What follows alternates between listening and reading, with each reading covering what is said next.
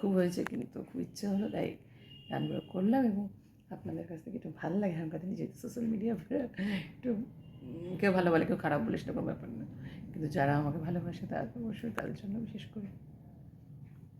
আর করতে করতে শিখি, কী বলবো, চেষ্টা করছি।